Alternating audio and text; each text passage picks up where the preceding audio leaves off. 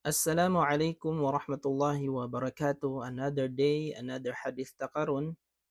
Adunay nangutana kung tagpila ka rak'a ang qiyamul lail, kaning pagsala nimo sa gabii. Pagkahuman sa salatul isha o kaning duol na nga ang fajar, unang gabii, tungang gabii, or duol na ang ginatawag nato nga salatul fajar. Ingon ang propeta sallallahu alaihi wasallam sa tubag sa maong pangutana, ingon ang propeta sallallahu alaihi wasallam, salatul layli mathna mathna. Ang pagsala sa gabii, ang pagampo sa gabii, tag duha-duha ka rak'a. Fa idha khashiya ahadukumus subha salla rak'atan wahidatan tutiru lahu ma qad salla. Akhrajahu Bukhari fi sahihihi.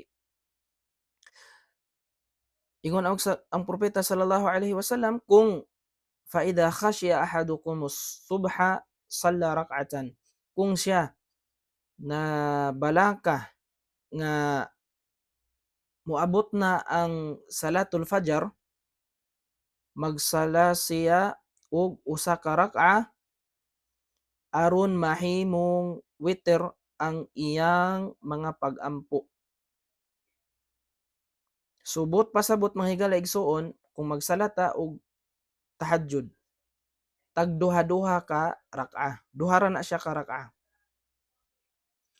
Og magtaslim ka, assalamualaikum warahmatullah, assalamualaikum warahmatullah.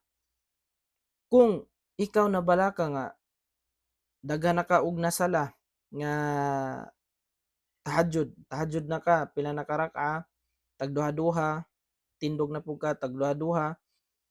Pagkahuman ana, kung nabalaka ka nga basin niabot na ang salatul fajar, ang imong buhaton magsala ka og usa ka rak'a aron para sa salatul witr, para sa salatul witr. Kaya ang pinakagamay nga sala sa salatul witr usa ka rak'a.